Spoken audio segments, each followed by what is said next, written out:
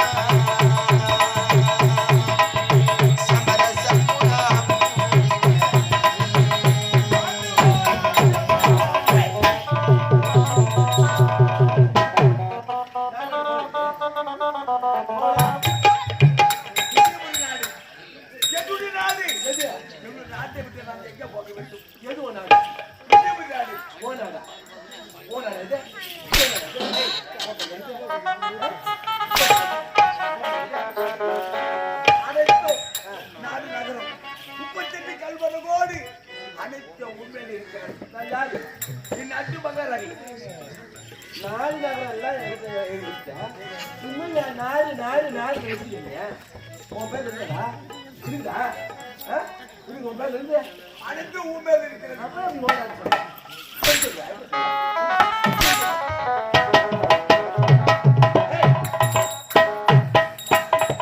வாடகைங்க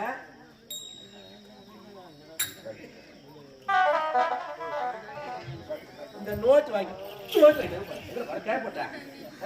இந்த கேள்வி போட்ட பையனுக்கு எப்படி யாரும் ஒருத்தரமா போடாது சொன்னேன். ஏன் போட்டீங்க? ஏன் எனக்கு போட்டதா? எனக்கு போட்டதா?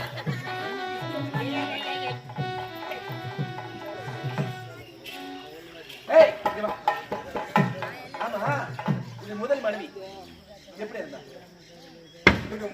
முதல் மனைவி சுந்தரி எப்படி இருந்தாலும் கேட்கிறாயா? ஆமா, உடல்நிலை சரியில்லாத காரணத்தினால் என்னுடைய மூத்த மனைவி சுந்தரி எவ்வளவு படுத்து விட்டார்.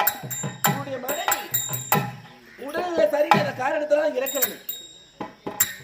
உடல்நிலை சரியில்லாத காரணத்தினால் என் மனைவி இறக்கவில்லை. அப்படி என்றால் என்னுடைய மூத்த மனைவி சுந்தரி எப்படி இருந்தால்? இந்த ஆரவல் என்ன செய்ய தெரியுமா? பால்ல விஷத்தை கலந்து கொடுத்து அவனை சாகடிச்சுட்டேன்.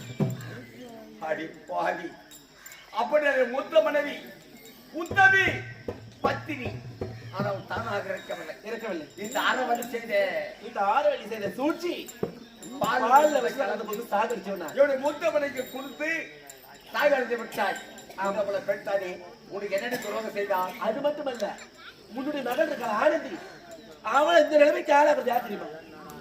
டேய் யாரு? என்னுடைய அண்ணனை அசிங்கப்படுத்தி அவமானப்படுத்தி வெக்கப்படுத்தி வேதனைப்படுத்துறான் அந்த மாபெரும் சபையில. அவன் மகனோட செல்லப்படுத்துறான். என்னுடைய அண்ணனை பின்தொடர்ந்து அனுப்பி அவனுடைய கற்பியை சூறையாட சொன்னது நான் தான். அப்படி என்றால் நான் பெறாமல் பெற்றெடுத்த செல்வம் என்னுடைய மகள் ஆனந்தி. ஒரே ஒரு மகள் கன்னிமை போல காத்து வளர்த்து வந்தேன். என்னுடைய மகனுக்கு வந்த நிலைமை இந்த ஆரவழி செய்த சூழ்ச்சி இந்த நிலைமைக்கு ஆளாகிவிட்டார். அது மட்டுமல்ல, உன்னுடைய மகன் இருக்கான ஆனந்தன் அவன் ஒரு அப்பாவி. ஐயோ பாவம், அவனுக்கு ஒன்றுமே தெரியாது. சொல்ல போனா அவன் ஒரு நிரபராதி. ஆனந்தன் ஆமா, அப்பாவி ஒன்றுமே தெரியாதவன், ஒரு நிரபராதி. ஆமா, என் மகனுக்கு காரணம் இந்த நிலைமைக்கு ஆளாகுது. இந்த ஆரவழி சூழ்ச்சிதான். இந்த ஆரவழி சூழ்ச்சி என்னுடைய மகன் ஆனந்தனுக்கு இப்படிப்பட்ட நிலைமை. இந்த பாவி அதை அறியாமல் தெரியாமல் புரியாமல் இந்த பாவியின் கலத்தினால் பால் ஊற்றி சீராட்டை வளர்த்த மகனை சட்டு கொட்டி வேட்டியாடி இந்த நாட்டிற்கே துணை பாவியா நடவடிக்கைக்காரி பெண்ணாடி. நீ பெண்ணாடி இல்ல பேரிடா அடி கட்டுக்கிறோம். பெண்ணா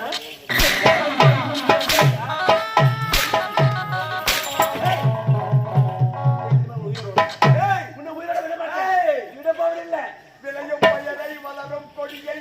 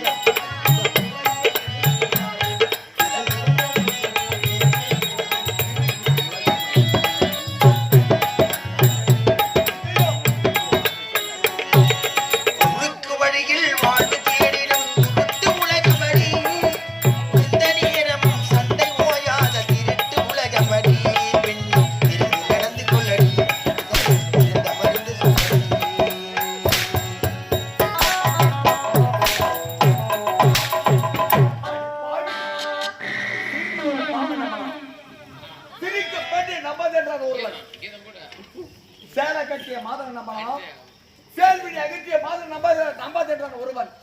உன்னை நல்லவன் என்று பெறாமல் பெற்றிருந்த மகன் தாய் இருந்து விட்டால் என்னுடைய பிள்ளைகளுக்கு தாய் வேண்டும் என்று உன்னை இரண்டாம் திருமணம் செய்தேனே. எனக்கு இதுவும் வேண்டும், எனக்கு இதுவும் வேண்டும். ஆனா உன்னை